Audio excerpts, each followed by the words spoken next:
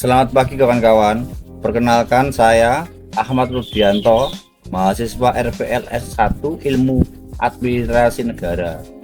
Di sini saya mencoba membuat video terkait tugas mata kuliah Keuangan Publik yang diampu oleh Bu Eva Vanida SAP MAP. Baik, mari kita uraikan secara detail dasar dan informasi terkait pendapatan nasional sebagai indikator utama kesejahteraan ekonomi suatu negara. Dasar konseptual pendapatan nasional. 1. Definisi adalah pendapatan nasional adalah jumlah seluruh pendapatan yang diterima oleh faktor-faktor produksi milik warga suatu negara dalam periode tertentu, biasanya 1 tahun. Ini mencakup gaji, laba, bunga, dan sewa yang dihasilkan dari kegiatan ekonomi. Yang kedua, landasan teorinya. A. Teori Keynesian, yaitu pendapatan nasional mencerminkan total permintaan agregat dan menjadi dasar kebijakan fiskal. Kedua, teori klasik, yaitu pendapatan nasional adalah hasil interaksi antara faktor produksi, yaitu tenaga kerja, modal dan tanah, dan teknologi. 3. Ekonomi pembangunan. Pendapatan nasional digunakan untuk menilai pertumbuhan ekonomi dan kesejahteraan masyarakat. Sedangkan komponen pendapatan nasional: A. Produk domestik bruto atau PDB, yaitu nilai barang dan jasa yang diproduksi di dalam negeri. B. Produk nasional bruto atau PNB adalah jumlah PDB ditambah pendapatan dari luar negeri. C.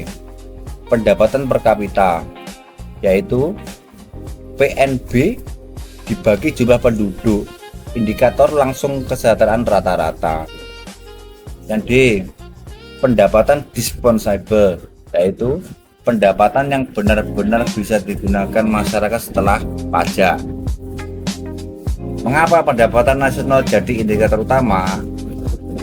1. Untuk mengukur kapasitas produksi, yaitu semakin tinggi pendapatan nasional, semakin besar kemampuan negara menghasilkan barang dan jasa. 2.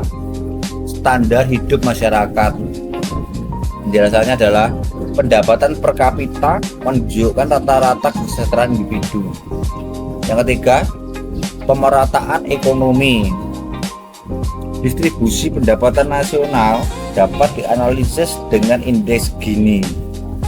Keempat, kebijakan ekonomi. Data pendapatan nasional digunakan pemerintah untuk merancang kebijakan fiskal, moneter, dan pembangunan.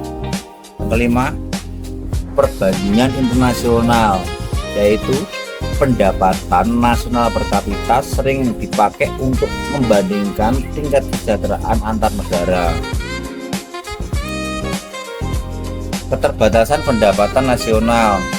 A. Tidak mencerminkan ketimpangan distribusi, misalnya pendapatan terkonsentrasi pada kelompok yang kaya. 2. Tidak memperhitungkan nilai ekonomi seperti kualitas lingkungan, kebahagiaan, atau keamanan sosial. 3. Bisa menyesatkan jika inflasi tinggi karena angka nominal meningkat tanpa peningkatan kesejahteraan real. Dan tantangan di Indonesia. A. Ketimpangan distribusi. Meski pendapatan nasional meningkat, sebagian besar masih terkonsentrasi di wilayah tertentu, misalnya Jawa. Pengangguran dan informalitas, yaitu pendapatan nasional belum sepenuhnya mencerminkan kesejahteraan jika banyak tenaga kerja berada di sektor informal. 3. Inflasi dan daya beli. Kenaikan harga pangan dan energi dapat mengurangi manfaat peningkatan pendapatan nasional.